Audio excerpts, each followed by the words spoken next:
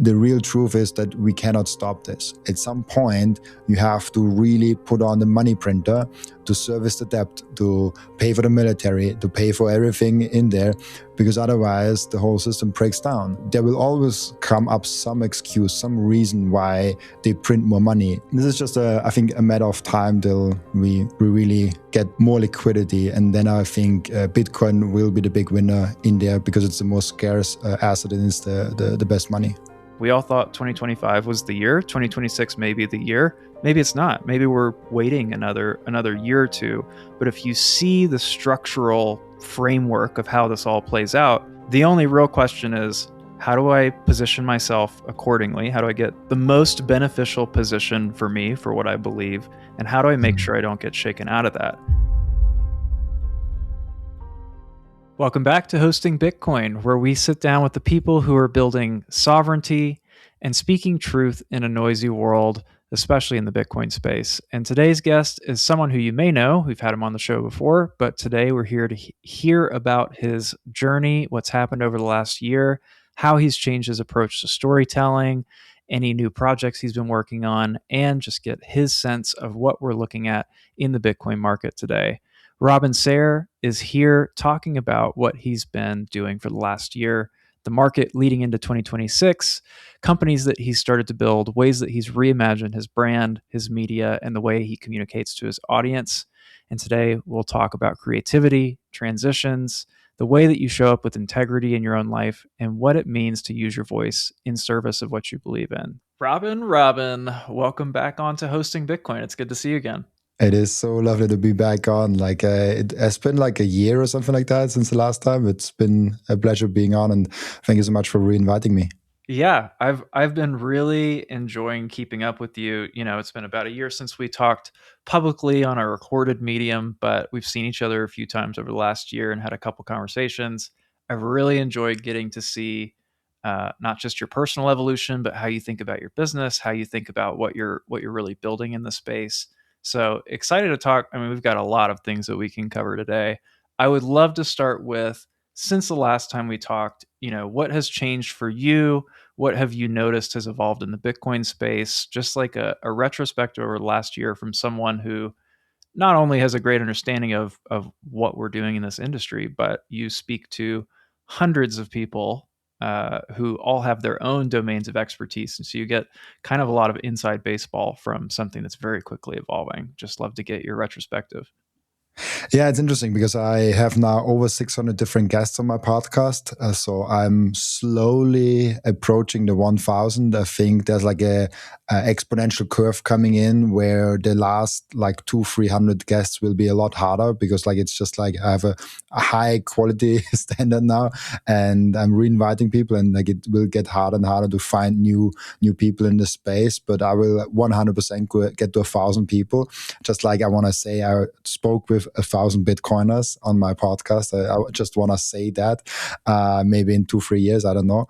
But yeah, 2025 was for a lot of people disappointing, and price is 100% the reason for that. But for me, it actually was a year which is really, really strong. If you think about investing in general, if you put your money in some asset, like let's detach from Bitcoin completely. Let's imagine you invest in a company and you see that company putting out more profits, a better foundation. They're distributing, they're diversifying, they're doing everything they can. And their business is just like every month, every quarter is getting better and better and better. This is a company that should rise in value, and they should rise actually in what they're already doing.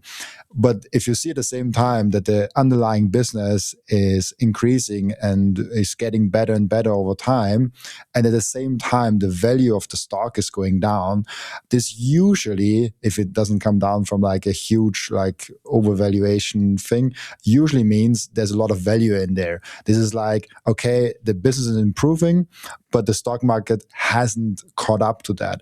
And I think that's what's happening with Bitcoin. There's this theory that the market is efficient. I do not think so. The market is very inefficient. Just go out there, ask 200 people what Bitcoin is, what the difficulty adjustment is, and maybe also what Bitcoin mining is. I think maybe if you're lucky, you find one or two people that have a good answer, and maybe 10 people that have an okayish answer, and the rest of it like has no clue whatsoever about it. So the whole theory that like, yeah, Bitcoin is the price because like the market is efficient, everything is priced in. No, most people don't know anything about Bitcoin. And so this is kind of how I see Bitcoin 2025. The fundamentals really strong, adoption really strong. Everything that we kind of saw was really, really good. I just talked with Fernando, and he is the guy that has the platform Bitcoin Perception. So he tracks over 650 inputs of Bitcoin podcast transcripts, of Twitter, of Reddit, of mainstream media, of everything, even SEC filings and stuff like that. And he tracks what are the narratives out there for Bitcoin. And he found some interesting things for 2025. There's like one huge FUD that ended in 2025 that was no longer there in the mainstream media, in any of the narratives. It was the environmental FUD. I think as Bitcoin miners, we know this is something that was very, very in the narrative, maybe 2022, 2021, even 2023. And apparently 2025, it was almost nowhere. Yes, people might have talked about it here and there, but I didn't hear a lot about it. And now he came kind of with the proof that this was just gone. Now, the only bad narrative apparently that was out there in 2025 around Bitcoin, I mean, there were like small things like quantum computing and like core versus knots, but like this is like very niche and only real hardcore Bitcoin even knows about that. If you talk about the most common Bitcoiners, they don't even know about quantum computing and like the core versus knots thing. I actually asked on my YouTube the other day, not the other day, when the core versus knots thing was very in the Twitter noise, I asked my YouTube community, hey, what Bitcoin nodes do you run? And so this is only going out to my YouTube subscribers. And there were people asking, what is a Bitcoin node? So I think we are really in a bubble that says like, oh, we really care about this core versus knots thing. And like, no, like most people don't care. It's like a very small, loud minority that scream on Twitter to each other. And yes, I think it's very important that we scream each other and that we figure all those things out. But we also have to be aware that most Bitcoiners, like Bitcoiners being people that hold or invest in Bitcoin in some capacity, do not care or do not even know about what a Bitcoin node is. Like they genuinely never heard about that. And so when you think about Bitcoin in 2025, what in mainstream really happened is they tried to paint Bitcoin with kidnapping, and that a lot of Bitcoiners got kidnapped and like Bitcoin gets stolen. This was actually the only real FUD out there that was in 2025 being portrayed by the mainstream media. This was the only thing. And I'm like, okay, if the last thing that the mainstream media has against Bitcoin is that it's so valuable that people come to your house and want to steal it from you, this is amazing. Like this is the if this is the last thing that they have against Bitcoin, that's great. And honestly, also just for like people that might be newer to the space, is Bitcoin is the worst possible thing you can possibly steal. Everything else is easier to steal. Your bank account is way easier to be cracked open. Your gold in your treasure is a lot easier to steal with a gun. Your Bitcoin can be so creatively hidden, so creatively distributed around the world. Bitcoin can be set up in a way where it's impossible. And if someone comes to your home and says like, hey, I want to have your Bitcoin, and I'm like, yeah, let's fly to another state to get the second key. Let's let's do that. And yeah, there are actually 80% of my stack is time locked, so you can have it in 2 years. Like there's so many creative ways to prevent things like that, or even like 2 years might be a very long time to get to 80% of your stack, but like let's say like 2 weeks or like 3 weeks or like a month or something like that.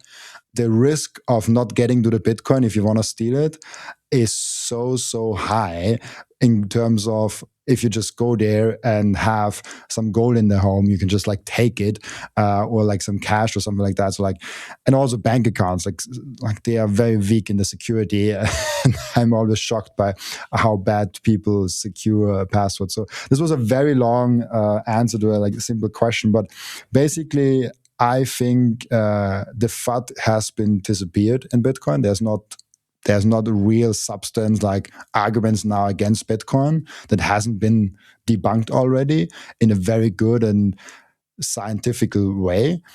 And so now we're just waiting for more people to discover that. And that's basically the job of Bitcoiners, of podcasters like you and me, that just like speaks to other people and say like, hey, this is the case. Just like look at it, study it. I try to point to other people. I try to point to what actually is going on in Bitcoin, and I think people find it more and more compelling the case for Bitcoin. Yeah, I find that we live in such a different world, and I'm glad you bring up the perspective because it's easy to forget. And shout out to Daniel Batten, the one-man army, disarming all of the environmental FUD around mining. Seemingly, anytime any of that comes up, like he's right there with peer-reviewed sources indicating something to the contrary. And it's easy to forget that a couple of years ago, that was the primary talking point was, mining is boiling the oceans and it's horrible for the environment, to a couple of years later, like inside of a cycle, you've got essentially no really good FUD that has any basis. You have much more broad-based political support for the industry. I mean, I remember when we were first getting into mining in a serious way, there was this sort of overhang of, this industry might get regulated out of existence with just the wrong stroke of a pen because the wrong person is in office. And it's a completely different world that we live in now. I love what you said about, is the market efficient or non-efficient? And I think over the long run, markets are pretty efficient, but over short periods of time, there's this huge dislocation where people like you and I spend every waking minute in this space, talking to people in this space, learning things, while most of the world still hasn't been exposed to it. Or like you said, they don't know what the difficulty adjustment is. They've heard of Bitcoin, but when it comes to the reasons why this is such a transformational asset, most of the market is still just clueless. I mean, the information, even if ownership has spread to a larger percentage and a lot of people own it in various ways that I think a lot of hardcore Bitcoiners would disapprove of through exchanges and other methods where they don't actually hold self-custody, like the largest majority of people in the space do not have a really deep education in it. And in any asset, that creates an event of mispricing. And it's really easy in a year like 2025. I mean, it looked really optimistic at the beginning. It's like, let's be honest, everybody going into 2025 was like, oh my God, we've got every single macro thing that we need for this to be successful. Like FUD is disarmed, the right people are in office, there's broad-based support. And the early start to the year was, higher and higher. And then just ended the year with, I mean, total dud. Like really, we're just sitting here in a very unexciting place. But for the people who have done their homework and who are invested, who've been compounding the hundreds, if not thousands of hours over periods like this, it's really an opportunity. I mean, if you are positioned right, if you've got liquidity, if you are stable personally or as a business, then this is a really fantastic opportunity where seemingly there's nothing that is on the horizon that's a really critical risk that doesn't have some way of being dealt with. And yet we're sitting lower than we were a year ago, like pretty significantly lower. Yeah, like 100%. And this is this is the thing. I mean, now we're all entering 2026 being super bullish. Like it reminds me of the beginning of 2025. But there's actually a real reason why I think 2025 wasn't as good from the price wise. It was also the business cycle different. Raoul Powell, I do not like his takes on crypto and like all his shitcoining, but he is pretty good when it comes to macro talk. He talked about the business cycle and about the money printing, how it should have been this year, but it was actually delayed by decisions of the Federal Reserve and all those things. And I mean, Trump always criticized Powell for like lower the interest rates. I think how did he call it? Too late Powell, or Jerome, too late Powell, or something like that. Too late and too little, basically. And so now in January, we will soon have, or maybe when this is out already, has been announced from Donald Trump a new Fed chair. And with that, I think there will be a lot of interest cuts, a lot more money printing, maybe even quantitative easing, maybe even like $2,000 checks to each household or something like that. Like I could very much see that happening. And the real truth, and I think Lynn Alden is should be always credited here, the real truth is that we cannot stop this. This is something, if it doesn't happen also in 2026, it will happen in 2027. And if it really doesn't happen in 2027, it will happen in a really, really, really, really big way in 2028. At some point, you have to really put on the money printer to service the debt, to pay for the military, to pay for everything in there, because otherwise the whole system breaks down. And this whole system might anyways break down, but it's a whole nother discussion now. But the money printer is too good of an opportunity for someone that sits at it to print it. It's almost like an addict sitting at the very source that he is addicted to, and with a press of a button, he can get another shot. And if you sit him in a room just with that one choice, press the button or not, he will press it till he dies. And I think that's how the central bank is also structured. He will. The only thing that they can do is print more money. And like that's literally, if you break it down to first principles thinking, yes, this might be a little bit too simplified for experts, but they can either print more money or not. That's the simple choice they have. And so there will always come up some excuse, some reason why they print more money, why every household needs $1,000, why we need to lower interest rates to get the economy going, and things like that. We saw that with COVID in 2020. We saw that every single time something came up, the government has to print money, the Federal Reserve has to do quantitative easing and stuff like that. So this is just, I think, a matter of time till we really get to a more liquidity. And then I think Bitcoin will be the big winner in there because it's the most scarce asset and it's the best money. You make me think of, you've seen The Big Short, the movie? Yeah, the big print is coming. The big print is coming. But what I love is in the Big Short, Michael Burry is Christian Bale's character who puts on this trade. He sees something before other people see it, years ahead, and positions himself immediately. And he spends like a good half to 3/4 of the movie just being underwater and having to essentially like service the cost of putting on this position and being not wrong, but being early to the detriment of everybody's confidence in him. And it brings up a point that we talked about right before this offline, which is you understand what you're looking at, you understand the asset, you understand that nothing stops this train and how you need to be positioned. But how you are positioned is another choice to make in that framework. And we all thought 2025 was the year, 2026 may be the year, maybe it's not. Maybe we're waiting another year or two. But if you see the structural framework of how this all plays out, the only real question is, how do I position myself accordingly? How do I get the most profitable is probably not the right word, but the most beneficial position for me for what I believe? And how do I make sure I don't get shaken out of that? And we were talking about cash and liquidity. How do you, knowing something, ride it out, allocate yourself in terms of personal finances and how you manage your cash flow and what you're actually holding in order to see that play out and not get shaken out? I would love to hear from you how you've been thinking about that personally, because obviously you've got the mental framework and the wiring to understand what you're looking at, but you're still a human being navigating income and businesses and being a founder. And would just love to hear how you're thinking about cash and writing out your position while we wait for the train to leave the station. Cash is something. Before I started the business, basically two years ago, I was 110% into Bitcoin. I was 100% in Bitcoin, and I borrowed money to buy more Bitcoin.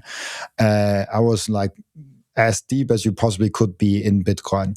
Now I'm starting to think that might not be the optimal case. Now there's like a difference on your situation and your age and your responsibilities. If you are 17 years old, you live with your parents, you don't have a partner, you don't have kids, you don't have responsibilities, you can be 100% in Bitcoin. Like if you lose everything, you start fresh with like 18, 19 years old, like nothing really happened for you. Like you have still the same thing that all 18 years old people have, like nothing. And maybe it also applies to you when you're like 23 or 24, depending on your life situation. Now, my life changed a lot. I am now in a committed relationship with my girl, and I want to be able. I mean, she works herself; like she has a salary, she can like fully support herself. But I want to be able, in case that's not the case, 100% support her. So there's like a responsibility that I have to take. Not directly, but like in an emergency case. Then I had in the past year 3 freelancers that working for me that costed me a few grand every month. That I was like, okay, I want to be able to pay them, even though maybe the podcast has maybe a bad month or a bad couple of months. I still want to be able to dive through that and make it as a business. Like businesses have bad months and bad quarters, and the good businesses build cash reserves, build a war chest to make it through the bad days. And the same thing, I think, applies as a human being, as someone that has a family. Maybe you have a wife with kids. Maybe you're the sole earner of a wife and 3 kids. You should be able to support everyone, even if you're struggling financially for a couple of months, a couple of weeks, a couple of quarters even. And so having a war chest, having an emergency fund, having a cash reserve, however you want to call it, is extremely important. And now, how much is always a question, like how much cash should you have? And I like to have a universal framework for that, because we can always think of like, okay, you need 10 grand or 100 grand, but like it's different. Like if your monthly expenses are 20k, you should have more than 2k in cash reserves. If your monthly expenses are 2k, maybe 20k is actually a good number. So I like to look at what is your cash reserve and what is your monthly expense and kind of divide that through. So you know kind of what run rate you have. For example, if you have $2,000 as a monthly expense and $20,000 as cash reserves, you have 10 months to go. You can service 10 months into the future without without needing to sell Bitcoin, without needing to cut down your costs. You can sustain yourself, your business, whatever you have for those couple of months. Now, then the question is just like, how many months should you have in this cash reserve? Again, if you're 18 years old, 0 months is probably fine. If you are 25 and you are on your own and you just have to care for yourself, maybe 3, 4 months, 2 months is fine, because it's just you and nobody else. Maybe if you have kids, maybe you have a company, maybe you have a wife, maybe you have other responsibility. I don't know, a sick parent, maybe also a brother that you have to take care of. That life gets complicated. Life gets it's bad also sometimes, and you don't. And finances and money should be the last problem you should worry about, and not the first one you should have to worry about. And so it's a very individual and deep question of like how much cash you should actually have on hand. And a safe rule probably is 6 months. This is like a nice one. If it also depends on like how many assets you have. If like 6 months is all you got, maybe trim it down to like 3-4 months and have some assets like Bitcoin or other assets, because you don't want to sit only on cash. But I now want to slim down slowly on my Bitcoin position, not selling my Bitcoin, but just like the cash that now comes in since the last couple of months, actually starting to rethink that, is now just going to my cash position.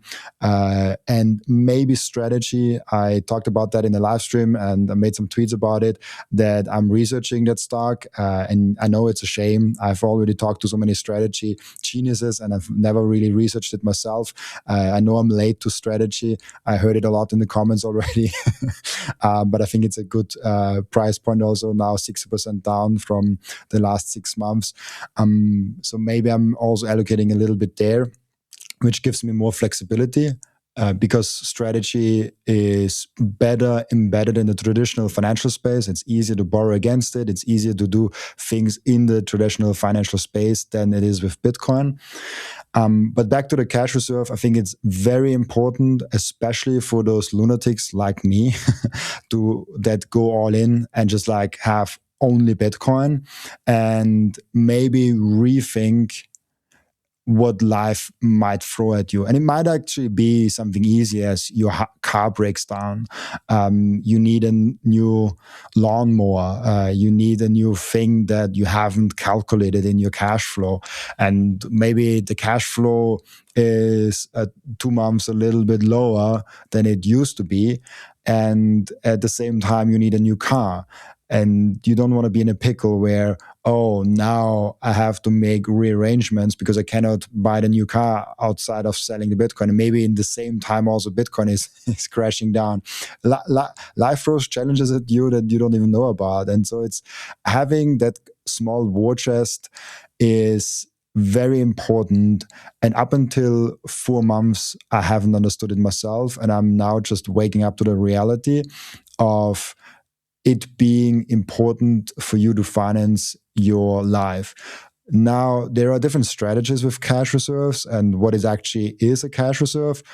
I would actually encourage you to have cold hard euro, dollars, cash on your bank, and not have experiments with stretch, for example. I have experiments with even gold. James Jack talked about that. Like he has Bitcoin and gold is kind of his cash reserve. Not a bad strategy, not at all. But I like to actually have.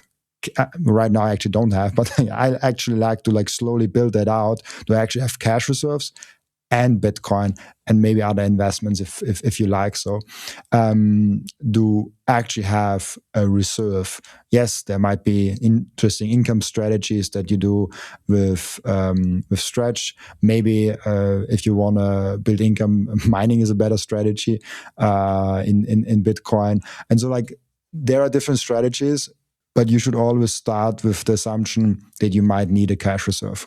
Even Seyr with strategy now built one. Yeah, that's a really good point, because the guy who you would expect to never do something like that, I mean, he didn't sell any coin to do it, but clearly recognized the benefit of optionality. And that's, I think the way that we get tripped up is like holding cash is not an expression that you think cash is valuable long term, more so as just a way of improving your ability to make decisions. And you can be forgiven for not following the normal rules in the Bitcoin space, because Bitcoin is really unique in that it's sort of like a cash instrument. I mean, it is one of the most, if not the most liquid things that you can turn into cash at a moment's notice. And so when you're thinking about contingency planning, it may be volatile in terms of its price, but it also is very readily saleable. So when I'm talking to like my advisors and people that I trust as mentors and thinking about wealth, one of the things that you talk about frequently is liquidity. And you're talking about how you plan for liquidity, how many months of expenses, the different levels of liquidity. You can cover your personal expenses. Let's say for a year, that's one level of liquidity and safety. You can cover your personal and business expenses for a year. That's a whole other unlock, because that gives you freedom to pivot and make different decisions. And then, like you were saying, if you get to a certain asset base of liquidity, you can have yield that fully supports your lifestyle. And that would be sort of like the third tier, where you've got enough sitting in low risk liquidity that essentially all the pressure is off of you. But Bitcoin presents this interesting thing to grapple with, which is it is a growth asset. It is something that you expect to become more and more valuable compared to everything else over time. But it also functions as readily available liquidity. So depending on how you're wired and how you're thinking about your wealth strategy, Bitcoin can kind of count towards your liquidity. And in some cases, people are living on Bitcoin standards, and that's their only liquidity, and they don't really use anything else. They don't use any sort of fiat cash as how they're accounting for that.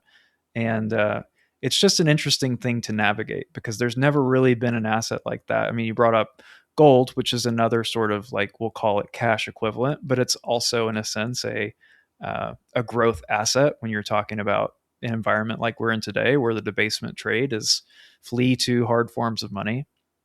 So it's just really interesting. And I think it's worth unpacking, because so many people in this space are free thinkers. In many cases, they're entrepreneurs, they're business owners, and that leaves a huge amount of responsibility for how you do financial planning, not just for yourself, but for your organization and other people that depend on you. And even like this concept of becoming the wartime CEO of your life, how would you make decisions differently if you thought we were going into a prolonged bear market, and the value of your assets gets cut in half, or your business makes 50% less revenue over the coming 6 months, or you've got something like tariffs that presents a huge shock to your business? In the absence of any of those things happening, how do you make decisions as if they are happening to better insulate yourself?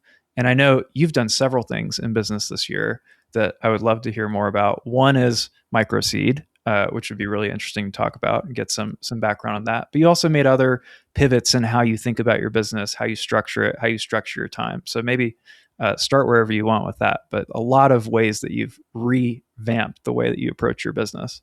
Have you ever felt like you've done everything right, built the business, made smart investments, and yet there's still one piece missing? If you're someone who believes in Bitcoin but hasn't yet explored mining, let me introduce you to something that most people never even realize exists, and that is fully managed Bitcoin mining with Abundant Mines. We help high net worth individuals like you own industrial grade mining infrastructure without ever touching the machines. It's hands-free, professionally hosted, and designed to generate passive income by turning electricity into Bitcoin every single day. It's tax advantaged, it's asset backed, and for many of our clients, it's become one of the smartest moves that they've ever made in their investing career. So if you're ready to take the next step into real Bitcoin ownership, not just holding, but producing it at a discount, visit abundantminds.com.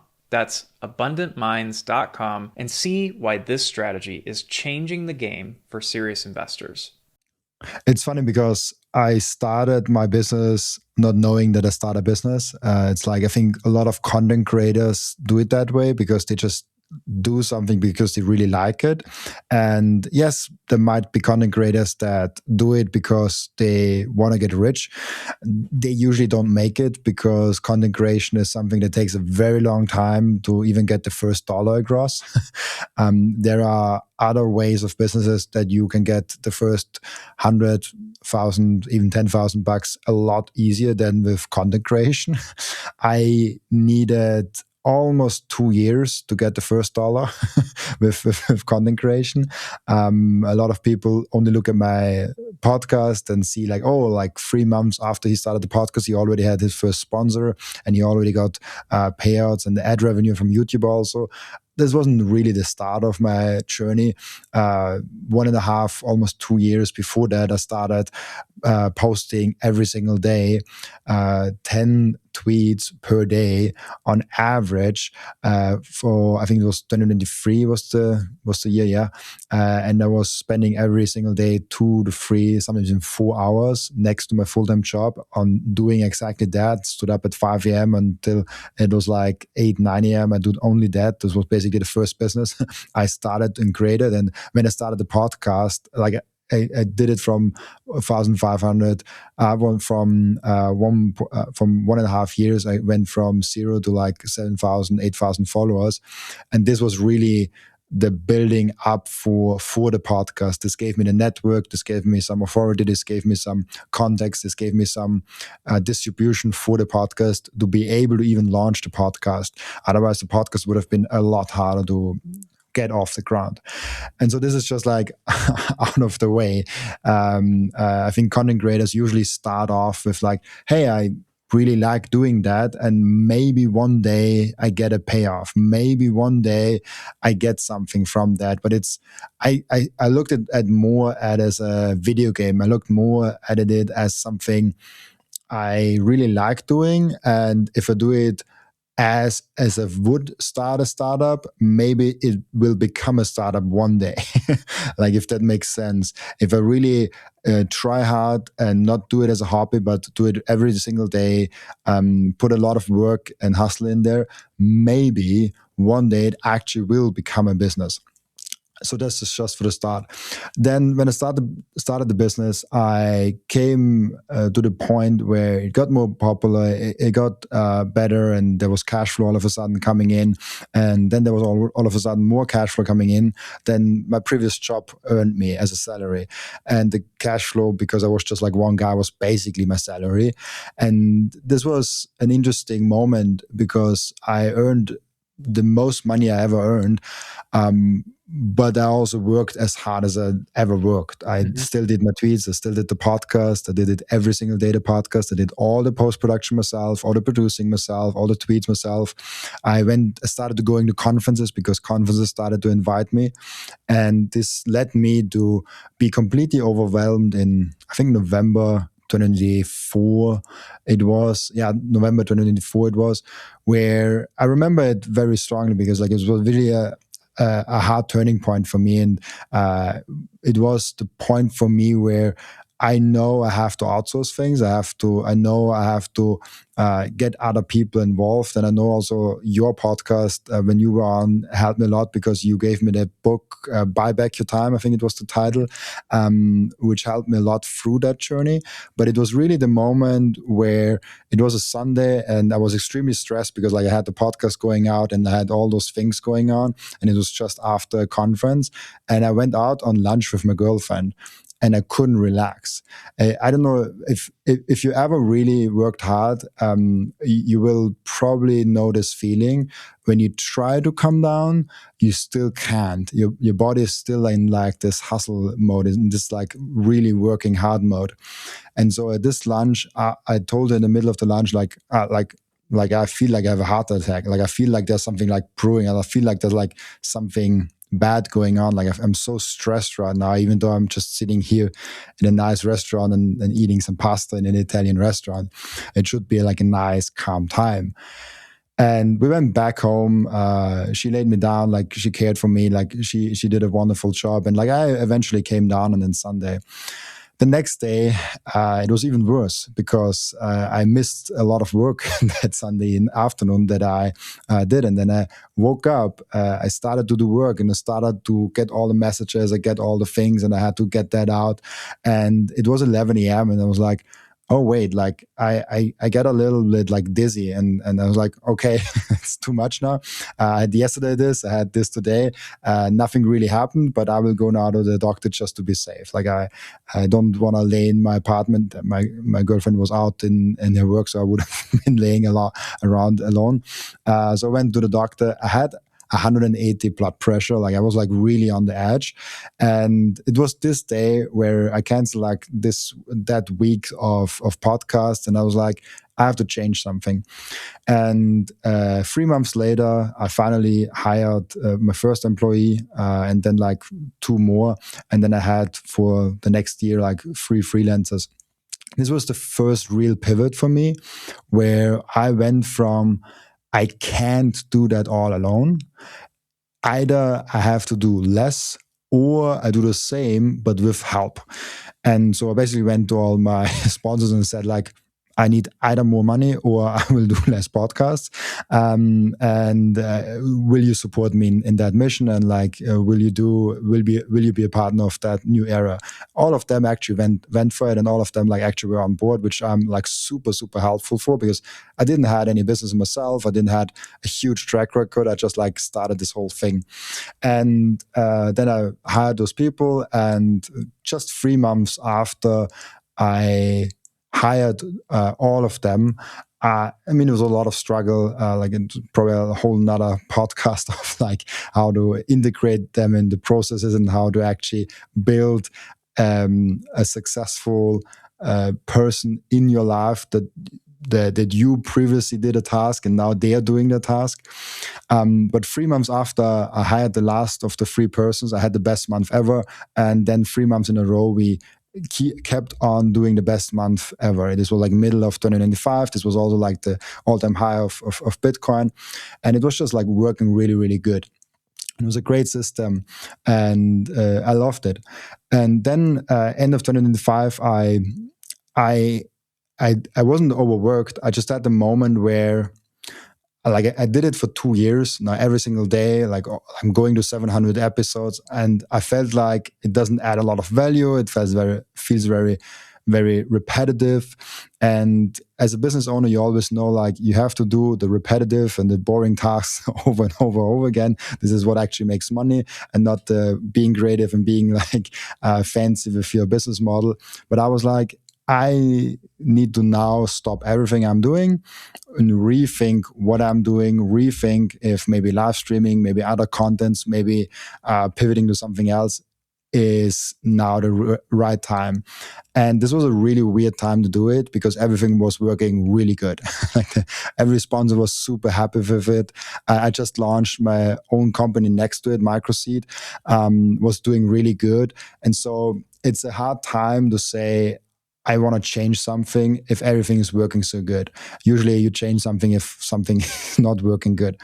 So I had that where everything was working good. And I told you before that I was canceling about 25 guests that I already had planned out and scheduled for December. And I all told them the same message. Hey, I am ending the podcast and I'm pivoting to something new. And I left it a little bit abstract because I just did not know what exactly this thing will be. And if I maybe go back to podcasting, maybe do live streaming and like maybe do something completely else, I just wanted to let it open.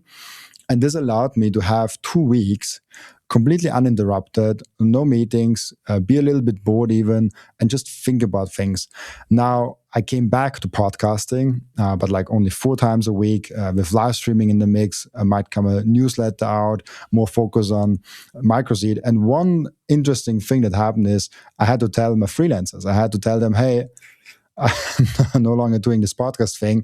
I no longer do this format. Like we have to take a break here, and maybe I'll still need you in 2026. But right now, I'm not sure if I will need you in 2026. And this allowed me to completely rethink how I do content, and this allowed me to study the top 50 podcasts, how they do the post production of the content, and how a podcast looks with them. And this. And because of that, I saw that the intro that I was doing, I can do a lot more efficient and in a better way. Now it's very early. It's just like I got now 3 podcasts out, and all of them went way better than previously. From the average view duration, from the click-through rate, actually from every single metric you can track. Also better than I thought they would do, honestly, especially now that we have like this low sentiment period. And so I had the freedom of when I completely let go, to rethink all the systems, the processes, and how I do it. And this led me to basically save around 2 to 3K in costs every single month and have a better product and really don't have a lot more time that I invest in. Like the whole new process is based, like the post-production that I'm now doing is mostly AI and me just filling in the gaps where AI is not doing it. So there might be one more step that I will do in 2026 where I hire some assistant that does the filling the gaps that I'm currently doing while I'm figuring out the process. But first I will want to figure out the whole process of like step by step what I'm doing. And only then I can actually give it to someone else. So this is there it isn't finished at all, but I spent the same time on the podcast and 2k to 3k a month less money, and it turns out to be, at least with the first 3 episodes, let's see in a month or 2 months or 3 months how it is going, a better product. People that seem to enjoy it more. And so maybe my learning was it's okay to rethink things. It's okay to step back and like not be like cling to a system that is just working, and rethink and like see where you can pivot. I mean, this is why companies at some point die. They have a cash cow and they like it and it's great, but then there is new ways of doing business.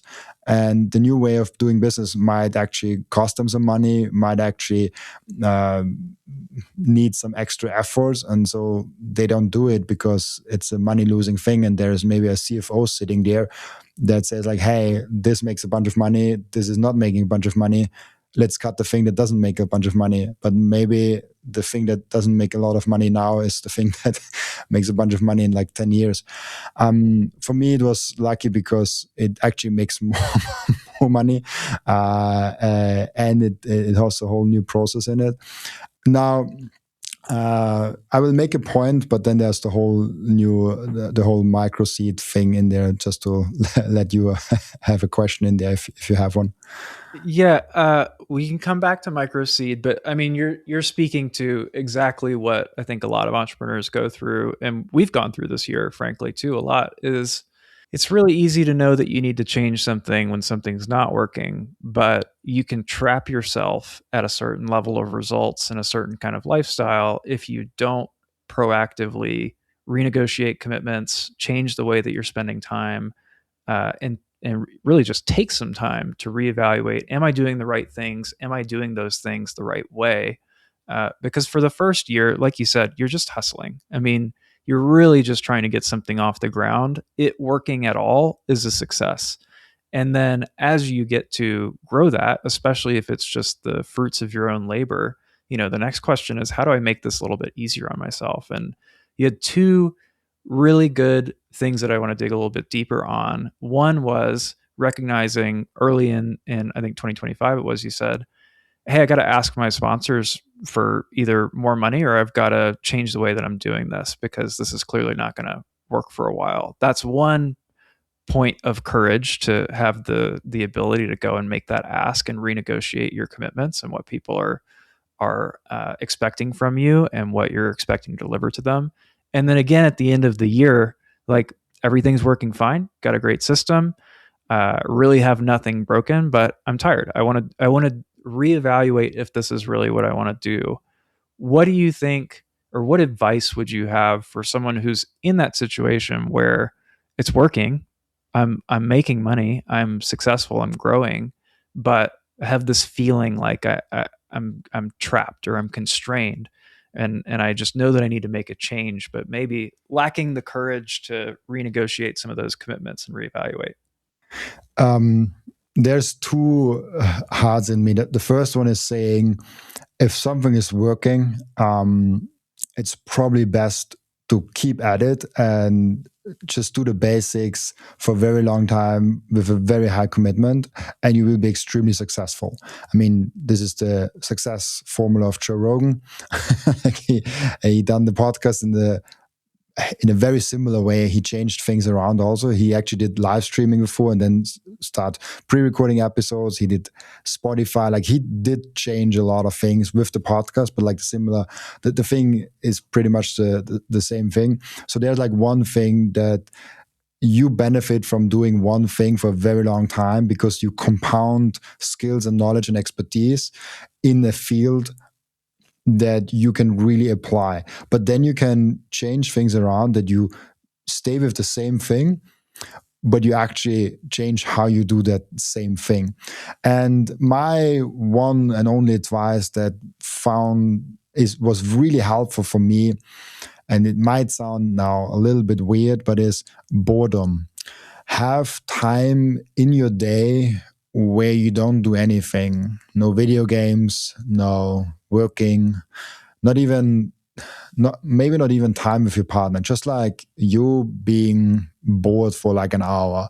This is usually for me the morning, because like most of my things is like in the afternoon and evening, because I'm in Europe and most of my businesses and partners and guests are all in America. So morning is for me where everyone sleeps, and my girlfriend is also working, so I'm alone. There is nothing, nobody's calling me, nobody's texting me, nobody's DMing me, and I just can be bored. And there's the craziest ideas, there's the thought experiments coming, and honestly 90% of it is bullshit. Like 90% of the thoughts that I have and the things that I'm thinking of is like not turning out to be anything. But there's like this 10% where you think, why am I not live streaming? Like, why do I pre-record my podcast? Like, that's how it actually started. Of like, why do I pre-record my episodes, pay an editor to edit all the snippets out, then pay a thumbnail designer, put a thumbnail on? Why don't I just skip those two steps and just go live? Would that be possible? Is that maybe easier and even better for the people? This is literally the thought that I had, and then I went down a deep, really deep rabbit hole the whole week whenever I was bored or had just time. But those things come up when you give yourself the time to let them come up. So having the time of like just laying on the couch and like thinking how you do things, and maybe just playing with your phone, and all of a sudden you have that idea. So like I have that specific time in the morning where I'm allowed to do whatever I want. Like if I go and play video games, it's fine. If I play chess on my phone, it's fine. If I work out or walk around in the morning, it's fine. It's just like 1.5 hours where I'm like, there's like no commitment that I have to do something or I can do something. Usually I play chess.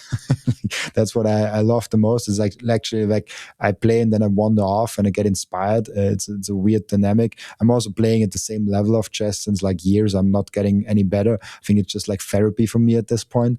But the important point is that you have that small time to actually give your brain a little break. And I come also from sports. I was like a national swimmer in Austria. And we know that training and working out is so important. But what is even more important is that you get proper sleep and that you give yourself time to reflect and give yourself time to let the muscle grow. The muscle doesn't grow when you are working out. The muscle actually grows when you give the muscle rest after a workout. So yes, the workout is important. So don't just do nothing for the whole day and just like be bored for the whole day.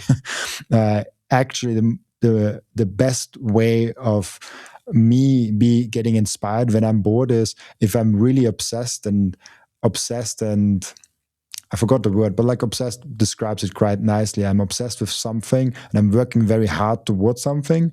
But then in the meantime, I get like small breaks in between. So one thing maybe is boredom. It's like get some time breaks in there for you to just like not do any work or anything at all. Cooking is also interesting. When I cook, I also get inspired. Like I don't cook as much as I might want to, but cooking is actually an activity I really like to just like wander off in my thoughts. So much to unpack there. I think boredom is one of those tools that we've lost in the modern age, and it, like you said, not necessarily anything that is happening that's productive during those times, but just allowing that time to exist can, one, give you a chance to reevaluate, am I doing the right things in my on hours? And occasionally, once you've processed enough junk and allowed it to come to the surface, that 10% can be extremely inspiring. I mean, completely change the direction of your life if you just create the space to listen to what is coming up in those moments where you're not reaching for a distraction, a person, a phone, something to doom scroll on. There's such an opportunity that most people in today's age do not give themselves anymore, because we're all on some level trying to fill space and either go towards something or get away from something, but really struggle with just being where we are and with what is. Yeah, we have so many thoughts every single day in our head and so many inputs towards our brain and our eyes that having a small break in there, and I'm not even someone that meditates. Might sound like that, but like I'm actually not meditating. I might should actually meditate, but this is actually something where just give you the time to think and do something else, like break out, like, and just walk around for 30 minutes. It's like good for your body, it's good for your mind. Like whatever you do, it turns out different for anybody. Maybe you like to dance, or maybe you like to just lay on the couch and lay your foot really high, get the blood flowing to your brain and like relax the heart a little bit. Maybe you like to take a bath. I don't know, like there's like different strategies you can go about it, but the main thing is like, don't doom scroll on Twitter in that time. I mean, if you do sometimes, like this time should really be, you should really connect with your like childish side, like almost like wandering off and like just like playing, and like it's very hard to describe because I do so many different things at that like 1 hour. Like sometimes I'm like actually working out, I'm extending my workout to be a little bit longer and deeper. Sometimes I'm walking around, sometimes I'm playing chess on like an actual physical board with myself. Sometimes I'm like just on the balcony enjoying the sun. There's like many different things you can do, but just having that one small time frame that like I'll just not do anything right now, and if I'm not producing money, it's fine. And in that boredom, was microseed something that came out of that, or how did microseed start? Because that's, I mean, it's no small thing to launch a whole nother venture while you're Yeah, already producing 7+ videos every week, full length podcasts, live streams. I mean, it's a lot that you do. Like there's very few people that I know that have anything near the output that you do. I I realized that having distribution, Anthony Pompliano actually said that first time founders care about the product and the service more than anything else, and second time founders care about the distribution more than anything else.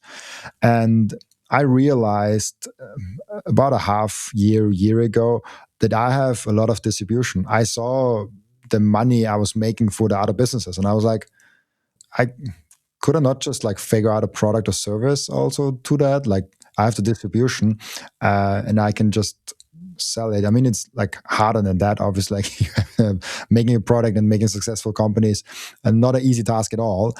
But I was like, okay, I have the distribution. What is the best leverage I can possibly have with that? And the best leverage is like having your own product, having your own company there. And so in that process of me thinking about that and trying to come up with a solution, I'm not super spiritual, but like almost my mom is super spiritual. And I almost like the universe sent me Daniel White. It was before Bitcoin Prague, and I was in contact with Daniel, and he just launched Microseed. Like he figured out the product for like 6 months and prototype with like $40,000 or $50,000, the perfect product. Actually, just like it was a selfish invention for him. He had a problem with seed phrases, and he really didn't like any solutions, and he just like wanted to do something for himself. And then he just bought a booth for a few grand at the Bitcoin Las Vegas one and was like, okay, let's make product market fit. Let's see if people like it or not. If people don't like it, then I will just throw the thing away and like I build this nice solution for myself. If people like it, I might pursue it. And so he went to the Bitcoin Las Vegas one, and we were in contact before already a little bit. And there he saw like people were crazy. Like he sold more than like the guy next to him that was in business since a long time, and they did similar things. And I was like, oh, okay, people actually like it. People actually buy it, even though the company didn't had even like anything. Like it was just a guy that had a product, no huge website, no huge following, no brand recognition, no brand awareness, like nothing. There's just a guy at a booth, Daniel. And then right after that, he came a little early to Austria, and we planned it like way before, actually, before we even talked about microseed. And he came to me and said like, hey, let's play some golf. Let's hang out in Austria. And because I was in a position that I had the time to actually do those things, this is like very important. I outsourced work, so I can take off 2 full days to hang out with my friend. And that's how I looked at it. I was like, oh, nice. Like I'm going to Bitcoin Prague for like 4 days. Will be extremely stressful. There's a lot going on at the conference, and there's a lot of work actually being at that conference. So having like 2 days off with like a Bitcoin friend of mine, like what is better there to do? Like it's just like, for me, it was like a planned holiday. And we went on like breakfast together. Like we went on lunch together. We played some golf together. He actually taught me golf. It was the first time that I ever played golf. I was horrible at it, but like he was patient. And in there, like you have a lot of time to talk. And he was kind of mentioning what he does with microseed. And I was like, oh, kind of a nice solution. And we didn't land on anything. He's like, yeah, like if you want to be involved with it, like fine. But I was actually with a direct competitor, Stamseed, in contract with my podcast. And so I was like, it's probably not the best thing right now, because like I have a contract with Stamseed, and like I like those guys, like I like the product, what they have. But I will take a look. And so he just gave me a product, and I was like, doing it at the same day, and I was like, shit, that's better. like you know, like if you have that thing where you like you didn't want it to be better, but like you like, shit, like that's actually better. And so like I immediately wrote to Stamps it, like I love you guys, but like I owe it to my audience that I promote the thing that I like the best, and I like the in the best possible way. And I found something better that's, at least for me, in my opinion, better. And I gave them all the money back. And the thing that we advertised till now, it was just free for them, basically, to have like no background with them, just like advertisement free, without no costs, with no costs for them. And then we talked, Daniel and I, like, how could we do it? And then before already I had like, I wanna make a business. So Daniel and I kind of came to the conclusion, hey, like you have a product and I have distribution.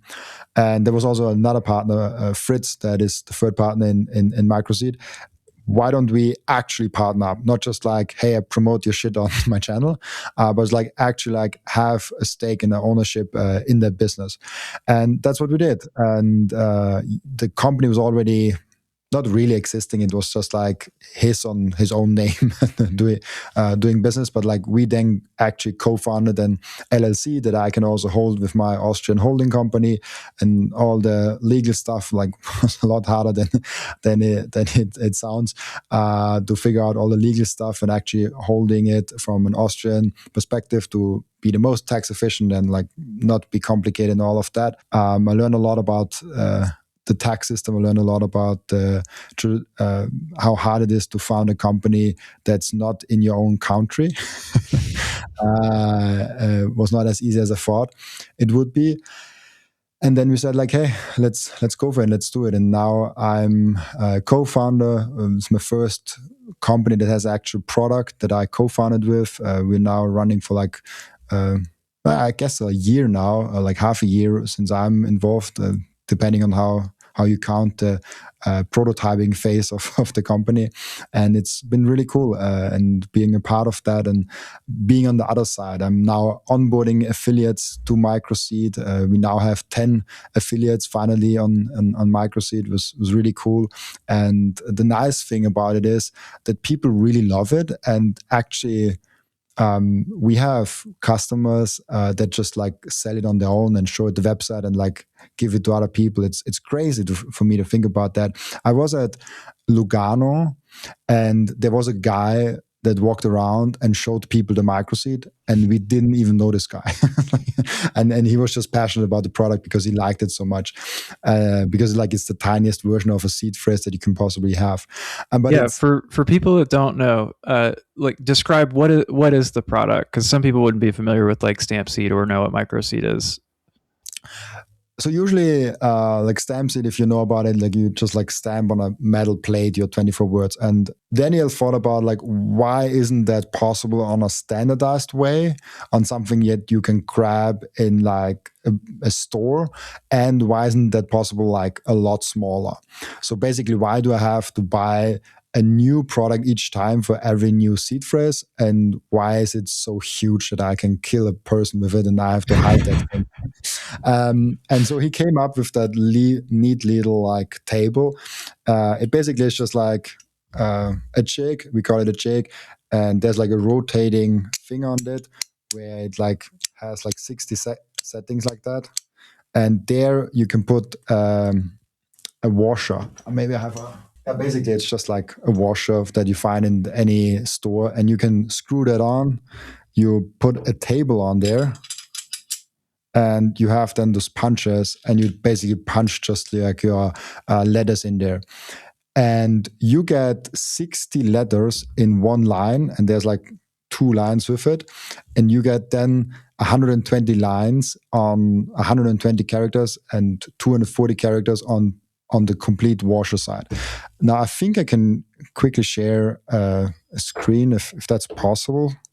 Yeah, you see here, this is a normal quarter. This Liberty, like this is like normal penny that you find in like the US dollar or something like that. Yeah. And this is a washer, and you can actually stamp those seed phrases like verify, like microseed, trust, like just on that washer, visible, so small on that like tiny washer that is smaller than my watch. Like, it's very, very tiny. And this is the cool thing. And we made it standardized, so you can stamp it on anything you want. So you can go to a leather store and put it on leather. You can cut out some plastic, put the plastic inside, and stamp it on plastic, on nylon. You can go to a normal store, a hardware store, and buy normal washers, and just like put the washers inside here, stainless steel, titanium, whatever you prefer, and just cut it on there. So that's why I say like this is the last backup solution you ever need for Bitcoin seed phrases. And now what we are working also on is, why not extend that to passwords? Why not for IT security? If you have a password manager, which is very common in most companies, that you have like a password manager, you always have a master password. And a master password is very similar in the methodic way of like a seed phrase to your Bitcoin. Like the seed phrase to your Bitcoin is also kind of a master key to your Bitcoin. Mm-hmm. And so if you have special characters, you can also put your password, your master password on there, and it's local, it's analog. You can store it anywhere you want, and it's kind of a genius way of like just like hiding, bringing the physical layer to the digital world, I would say. And when I saw this, I was like, oh, that's so much better than anything I ever saw, and that's why I kind of got involved with it. So cool. And if people thought that was cool, where could they pick one up?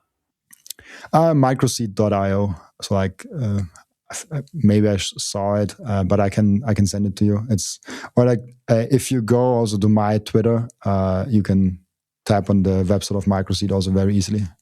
Yeah, and we'll have the link in the show notes as well as the link to your Twitter, so people should be able to find it easily. As we wrap up, I would love to know, what are you looking forward to in 2026? What's on the horizon for you? How are you thinking about this coming year, since we're just at the very beginning of this year? Oh gosh.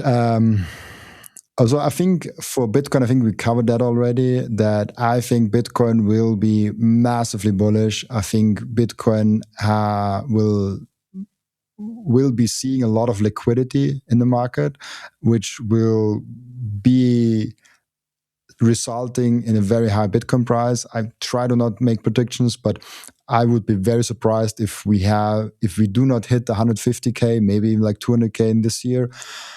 And then on the personal side, I will just like keep on doing. And I'm already curious in like 1 year what I've changed in the business and what I've done and what I've evolved in. Microseed is one big focus point for me. Can just like keep on doing that, finding new affiliates, finding new partners for that, which turns out that people really enjoy it and like it, which makes the whole process very, very easy actually. And yeah, this is the 2026 that I'm looking forward to. On my personal side, I focus all my energy now on Microseed and doing the podcast and trying to find the best possible guests and have great conversations with them. And then I think for Bitcoin, it will be an immense good year. And also maybe one message is like, if you are very strong in Bitcoin, like you really like Bitcoin, this might be the perfect year for you to decide to not only put your actual financial energy into Bitcoin, but also some live energy into Bitcoin, maybe testing out if you can do something in the Bitcoin ecosystem. And if it's just something like going to a Bitcoin meetup or contributing to a Bitcoin conference, or maybe even like applying for a job that you have like knowledge and expertise, what you're doing in the field world, also in the Bitcoin world, I have a very strong feeling that there is a huge advantage of being in the Bitcoin ecosystem.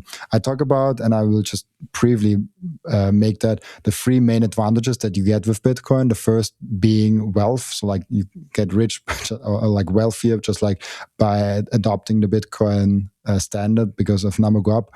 The second being freedom. So you actually being able to hold it yourself, like transact with anyone. But the third one is often overlooked.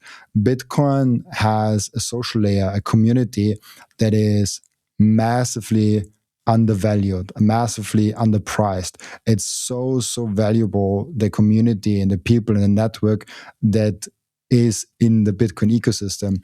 And so find a way to attach yourself not only to the Bitcoin monetary layer, but to the Bitcoin social layer is super valuable, and it will pay off dividends for you in the next 10, 20, 30 years. Just think about, and even if you just thinking from a financial standpoint, think about the freedom and the wealth that Bitcoiners will create for themselves. Do you want them to be your friends, or do you want to have friends in the fiat ecosystem that are not on the Bitcoin side of it? So like if you're bullish on Bitcoin, you should be bullish on making friends and networking in the Bitcoin ecosystem. I could not think of a better place to end that. Great closing advice. I love getting the chance to catch up with you, see your progress, see your journey as a Bitcoiner, as a producer of media, as a business owner. I love getting the chance to check in with you, and just want to say thanks for sharing your time, and want to let the audience know where would be the best place for them to keep up with you, follow you, and make sure that they're getting a chance to see all the content that you're producing. Twitter and YouTube, both is Robin Seyr. So like just my name written, it will be probably somewhere in the title or description or show notes somewhere. So just like type my name in, no spaces in there, no points, nothing like that, and just like plain that. That's my tag. Be aware of a lot of imposters. They're quite annoying, and you will find me on Twitter and YouTube and all the podcast platforms, of course. Love it. Well, thanks again for coming on, Robin. It's great to see you. And until next time, thanks for coming on Hosting Bitcoin. Awesome. Thank you so much.